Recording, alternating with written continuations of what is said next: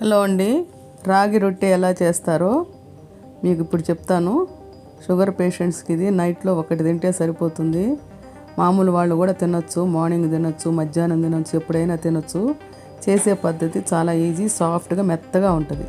మీకు గట్టిగా ఉండే రాగి రొట్టె కావాలా, మెత్తగా ఉండే రాగి రొట్టె కావాలా?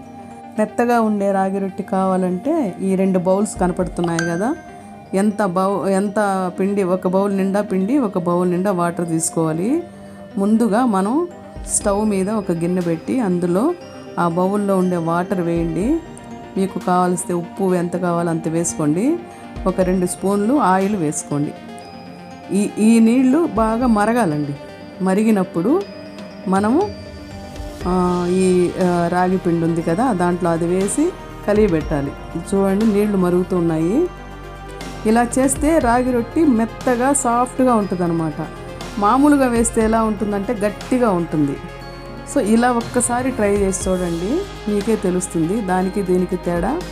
చూడండి, ఒక బౌల్ వాటర్ తీసుకున్నాం కదా, అదే బౌల్తో రాగి పిండి తీసుకున్నాను. దీన్ని కలపాలండి, స్పూన్తో కలుపుకోండి. నేను ఒక చేత్తో ఇది ఫోన్ పెట్టుకున్నాను, ఇంకొక చేత్తో కలుపుతున్నాను, అందువల్ల మీకు సరిగ్గా చూపించలేకపోతున్నాను. సో ఈ విధంగా మనం ఆ పిండికి ఆ వాటర్కి సరిపడా మనం కలుపుకోవాలి. కలుపుకున్న తర్వాత కొంచెంసేపు పట్టుకున్నప్పుడు అది సాఫ్ట్, అంటే ఆల్మోస్ట్ ఆ రాగి పిండి అనేది ఉడికిపోతుంది ఆ మరిగే నీళ్ళలో. సో ఇప్పుడు దాన్ని మనం పక్కన పెట్టేసుకుంటాం, మూత పెట్టుకోవాలి. ఎందుకంటే వేడి తగ్గకుండా మనం మూత పెట్టుకోవాలి కొంచెంసేపు. ఆ తర్వాత ఇది చూసారు కదా, ఈ విధంగా వచ్చిన దాన్ని మనం ఒక ముద్దలాగా చేసుకోవాలి. కాలుతో ఉంది, కొంచెం ముద్దలాగా చేసుకోవాలి. ఇక్కడ కనపడట్లేదు కదా, నేను కాన్సన్ట్రేషన్ అంతా దాని మీద ఉంది, ఫోన్ మీద లేదు, అందువల్ల అట్ట అయింది. సో ఈ విధంగా ముద్దలాగా చేసుకున్న తర్వాత ఇప్పటికి కూడా కాలుతుందండి. చేతికి కొంచెం వాటర్ తీసుకొని దీన్ని ఆ బౌల్లో నుంచి తీసి పక్కన పెట్టేసుకోండి. కొంచెం పొడి పిండి వేసి దాన్ని బాగా స్మాష్, అంటే ఇంకా బాగా పిసుక్కోవాలన్నమాట. కొంచెం వేడిగానే ఉండగానే దాన్ని బాగా పిసుక్కోవాలి. ఇది ఆల్మోస్ట్ సంగటిలాగా అనుకోండి. దీన్ని ఇంకొంచెంసేపు కానీ ఉడకబెట్టేస్తే దాని సంగటిలాగా తినేవచ్చు కూడా. సో దాన్ని, ఆ ముద్దని మనం ఈ విధంగా తట్టుకోవాలండి. నీట్గా తట్టుకుంటే మీకు ఎంత పలుచగా కావాలో అంత పలుచగా తట్టుకోవచ్చు. ఈ విధంగా చేత్తోనే కొంచెం అంటే కొంచెం చెమ్మ చేసుకొని ఇట్లా మనం దాన్ని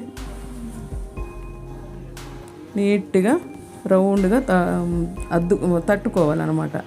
చూడండి ఎట్టుందో వచ్చేస్తుంది అది.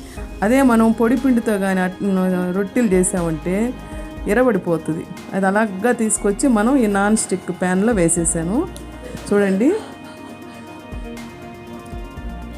ఆయిల్ ఏం వేయలేదు. ఇందుకు ఆల్రెడీ మనం బాయిల్ చేసేటప్పుడు వాటర్లోనే ఆయిల్ వేసాం కదా, అది సరిపోతుంది. చూసారు కదా, నాకు కొంచెం తొందర ఎక్కువ. ఎప్పుడెప్పుడు తీద్దామా, ఎప్పుడెప్పుడు వీడియో మీకు చూపిద్దామనే టెన్షన్తో నేను దాన్ని త్వరగా తీయాలని ట్రై చేస్తున్నాను. చూసారు కదా, ఇంకొంచెంసేపు ఉంటే కనుక ఎరగదు, అది మడత పడదు. ఆ మడత తీయబోయేటప్పటికి అది కొంచెం చినిగిందన్నమాట. అయినా కూడా ఇది సాఫ్ట్గా ఉండే పిండి కాబట్టి కరుచుకుంటుంది. అదే మీరు పొడి పిండితో రొట్టెలు చేస్తే కనుక అది కరుచుకోదనమాట. చూసారు కదా, దానికి దీనికి డిఫరెన్స్ అదే. ఒకవేళ ఇది ఇరిగినా మీకు తేడాగా తెలియడానికి అన్నట్టు ఇది బాగా కుదిరింది. ఇది కొంచెం మెత్తగా సాఫ్ట్గా ఉన్నందువల్ల అది ఆ పిండి ముక్కలు అనేది కరుచుకొని పోతాయన్నమాట. ఇప్పుడు మనం ఆల్రెడీ పొడి పిండితో మనం వేలుకున్నాం కదా, ఆ పొడి పిండి కనిపించకుండా ఒక టిష్యూ పేపర్లో వాటర్ తీసుకొని అట్ట అద్దుకోవాలండి. పైన అద్దుకొని మనం చిన్న మంట మీద బాగా ఫ్రై చేసుకోవాలి. చూడండి, ఇక్కడ బొబ్బుల్లాగా వచ్చింది. చిన్న మంట మీదనే అటు ఇటు తిప్పుకోవాలి. చాలా టేస్ట్గా ఉంటుంది, బాగుంటుంది. ఏ కూరలు అయినా కూడా దీన్ని తినేయవచ్చు.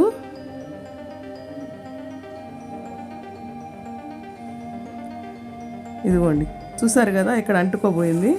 సో ఇప్పుడు మనం ఈ రోటీని మనం ఏ కర్రీలోనా వేసుకొని తినొచ్చు, చాలా టేస్ట్గా ఉంటుంది.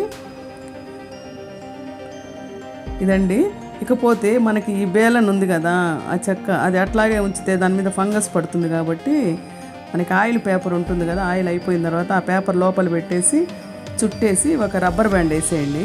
మీకు ఎప్పుడు కావాలంటే అప్పుడు కడగకుండా నీట్గా ఆయిల్తో ఉంటుంది కాబట్టి మనం జస్ట్ తుడుచుకొని వాడుకోవచ్చు అనమాట. చూసారు కదా, ఈ విధంగా రోల్ చేసేసుకొని అది ఓడకుండా లోపలికి ఏం పురుగులు గట్రా పోకుండా మనం ఒక రబ్బర్ బ్యాండ్ వేసేస్తాం.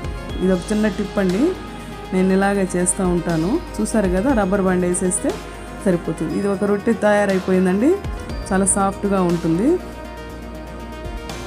ఇదిగోండి ఎంత సాఫ్ట్గా ఉందంటే అంత సాఫ్ట్గా ఉంది, టేస్ట్ కూడా ఉంటుంది. మీరు రాగి రొట్టి ఈ విధంగా చేసుకోండి. డైరెక్ట్ పిండితో రొట్టి చేసుకుంటే గట్టిగా వస్తుంది, ఇరిగిపోతే మళ్ళీ అంటించడం కష్టం. ఈ విధంగా చేస్తే అంటుకుంటుంది. ఇదేనండి ఈ వీడియో, నచ్చితే లైక్ చేయండి.